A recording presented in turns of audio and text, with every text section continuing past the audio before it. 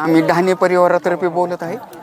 काय या ठिकाणी वारकऱ्यांना आपण मोफत चहा नाश्ता उपलब्ध करून दिला, काय सांगा? ते आमचे वडील आणि चुलते पहिले आमटी भाकरी करत होते. आम्ही काळानुसार थोडासा बदल केला. आता नाश्त्याला पोहे, शेव आणि चहा सुरू करण्यात आलेले आहे. किती वर्षापासून ही साधारण 10 वर्षापासून केलंय चालू आहे. इथून पुढे बी असंच अखंड सेवा करतील. आमचे भाजप शहर अध्यक्ष रामभाऊ ढाणे हे कार्यरत पुढं चालू ठेवतील. काय सांगाल, आज गुरुत्रात महाराजांची या ठिकाणी पालखी येत आहे आणि मोठ्या प्रमाणात वारकरी सुद्धा इथून जात आहेत. आपण त्यांची सेवा करत आहात, काय सांगा, काय भावना आहे? वारकरीची सेवा केल्यावर आम्हाला आमच्या ढाणे परिवाराला समाधान वाटतं आणि एका प्रकारचा आनंद होतो. आणि आम्ही सगळी आमची भाऊकी सगळी एकत्र येऊन त्यांची सेवा करतो आजचे दिवस.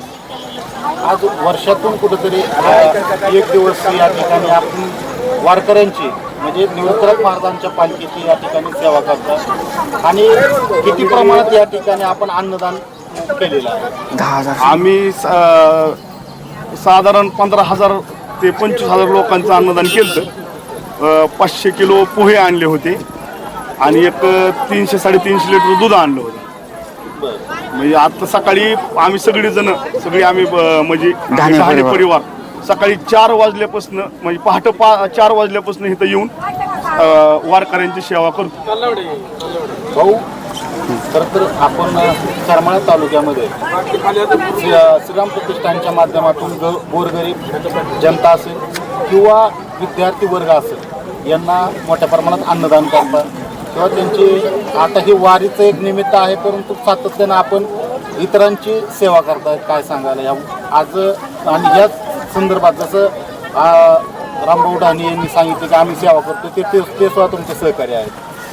आज निवृत्तीनाथाच्या दिंडीच्या निमित्ताने करमाळा शहरात भक्तिमय वातावरण आणि रायगाववरून दिंडी येताना रामभाऊ ढाणे परिवाराने गेल्या सातत्याने 10-12 वर्षापासून सकाळी नाश्त्याची सोय असेल, चहाची सोय असेल, किमान 20-25 हजार लोकांना सहकुटुंब म्हणजे त्यांच्या कुटुंबातली सगळी माणसं लहान थोरापासून सगळी कंटिन्यू राबून त्यांचे नातेवाईक गेले ते सगळे सहकारी कंटिन्यू राबतात. पहाटे 4 वाजल्यापासून सकाळी 10 वाजल्यापासून म्हणजे त्यांना नाश्ता देणे, चहा देणे, पाणी देणं यात समाधान मानते.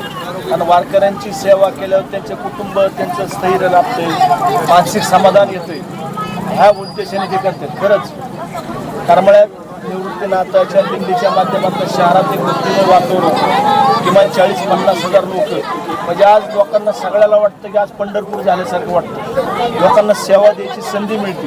100% ढाणे परिवार असेल, शहरातले अनेक कुटुंब ह्या निवृत्तीनाथ महाराजांच्या पालखीचं स्वागत करतात, वेळोवेळी सगळ्या बाजून समाधान करतात. खरं तर आपण हे एक निमित्त झालं वारीचं, परंतु आपण सातत्यानेच अशा प्रकारची सेवा, अन्नदानाची सेवा ही सातत्याने करत आहोत. हिंदू धर्मात सगळ्यात श्रेष्ठ अन्नदान आहे. भुक्याला माणसाला योग्य वेळेत जेवण देणं हे सगळ्यात मोठं श्रेष्ठ दान असतं.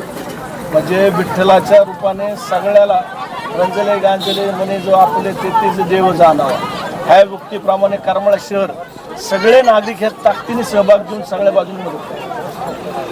का करमाळा शहरावर कुठे वरून राजा नाराज झालेला दिसतो, काय सांगा?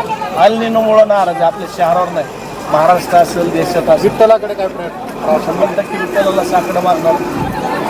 विठ्ठलाने लोकांच्या म्हणजे अल निनोचा प्रभाव कमी होऊन ज्या पद्धतीने 15 दिवसमध्ये 8-10 दिवस पाऊस पडला, त्याच पद्धतीने 10-15 दिवस जो पाऊस पडला, 100% महाराष्ट्राच्या सुखा समाधानाने झालं.